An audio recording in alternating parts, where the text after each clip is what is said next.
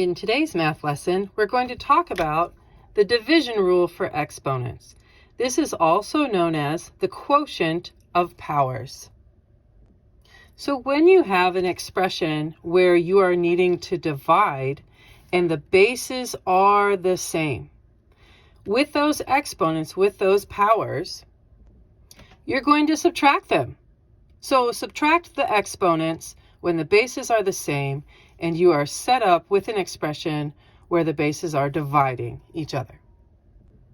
So this might look like a base of a to the m power divided by a base of a to the n power, where you subtract the powers. So it would be a to the exponent that's on the numerator minus the exponent that's on the denominator.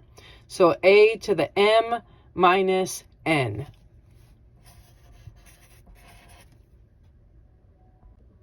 Here in example 1, we have an expression of q to the 8th power divided by q to the 3rd power. Since both the numerator and the denominator of our expression have the exact same base, then we can simply subtract our exponents, remembering it's always the exponent on the top minus the exponent that's on the bottom. It's not bigger versus smaller, it's the top one minus the bottom one, and as a result, we have q to the 8 minus 3, or q to the 5th power, and there you go. In our second example, we have another quotient where I have g to the 7th power divided by g to the negative 3rd power. So this is a little bit interesting just because one of our exponents is a negative, namely the denominator, and that's going to look just a little different as we process it.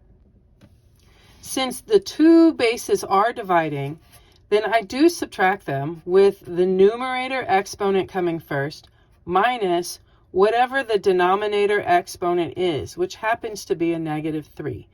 And I hope that you remember that a negative and a negative side by side become a positive, and as a result, g to the 7th minus a negative 3 is really g to the 7 plus 3, which is just g to the 10th power.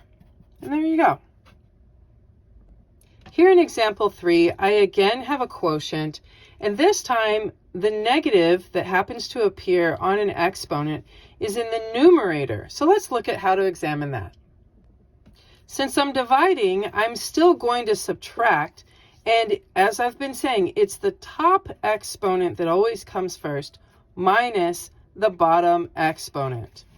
So together, negative 2 minus 7 happens to make negative 9.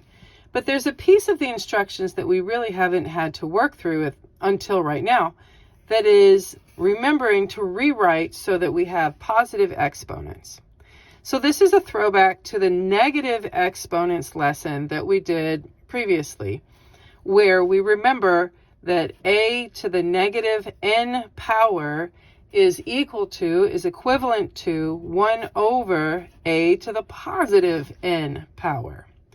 So this t to the negative 9 would become 1 over t to the positive 9. And there you go.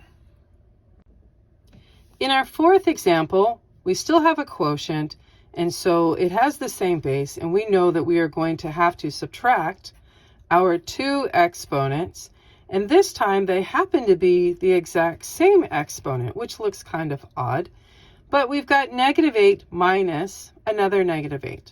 And similar to an example that we did a moment ago, we remember that a negative and a negative side by side make a positive, and you know, because you're smart, that negative 8 plus 8 makes 0. So we have to remember from a lesson that we've also done previously that any number, any base in the whole wide world to the 0 power is equal to 1.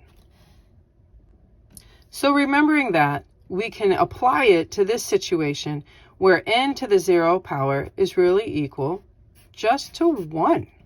And there you go. But truthfully, that should make sense, because you know from regular division rules that anything divided by itself makes 1 to begin with. So that's the same concept that's applied here, and truthfully, this is where that comes from. So this should be very familiar, even though it looks slightly different. That would be equivalent to -8 divided by -8 is still 1. In our fifth and final example, we have an expression with t to the -9 minus 7 due to the 7 being on the denominator. So we end up with t to the -16. But we remember from earlier that we have to use positive exponents. So we apply our negative exponents rules by inverting this and making 1 over t to the +16. And there you go.